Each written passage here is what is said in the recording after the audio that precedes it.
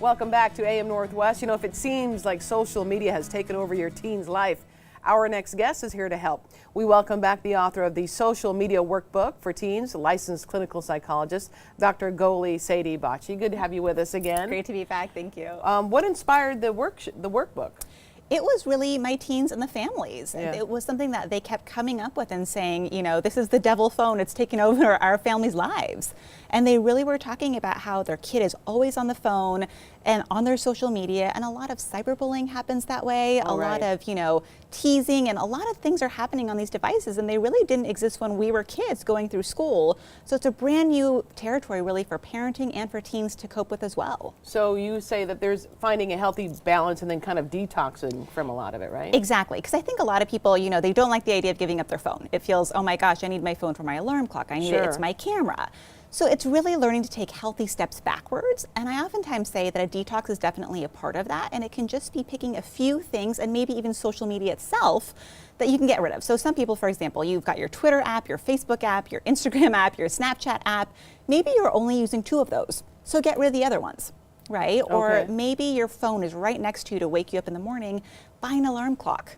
Don't have it in your bedroom. Right. So it's really taking these small baby steps to really get yourself off of your devices, because we're really pretty addicted to them. I would say teens and adults. Yeah, oh, absolutely. How do you have one of the chapters in the book is first how to tell if you're addicted.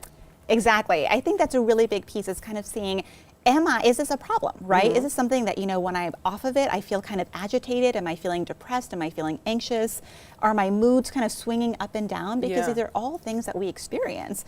And also checking in with friends and family and saying, hey, do you think this is a problem? And, you know, it's not too dramatic really to compare it to alcoholism, where somebody will say, well, my friends think I have a problem, but I don't think I have a problem, right? It's oftentimes the people around us who say, no, you have a problem. You have a problem. I've been told that before.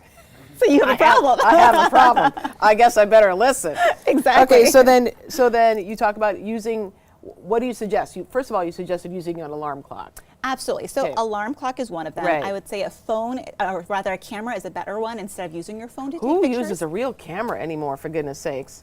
You can really? get a I'm point always click. surprised when that pops up. Well, absolutely, but you know, cameras are a big one. You know, when you're on a trip abroad, a lot of times you don't have your international minutes anyway, and so you've got your point and click. So that's a great way of doing it. Music is always digital. I started buying CDs again, right? Now we're seeing vinyl coming back. That's always, you know, oh, vinyl is so cool and popular, or cassettes or whatever. Right. So it's finding these baby steps that we can take really to take that step backwards. And then you talk about also sabbaticals, right? Absolutely. So sabbaticals are a really great way of saying, you know what, I'm off of everything or off of my social media for a certain period of time. It really started with the Scroll-Free September movement, and that was actually, you were talking about the Royals. Scroll-Free September. And that started with the Royals, actually, the British Royal Society of Public Health. They found that social media was really a public epidemic. So they introduced the idea of Scroll-Free September. This was, you know, this past fall, but the idea of just go off of your media. You could do a cold turkey, be off of it the whole time.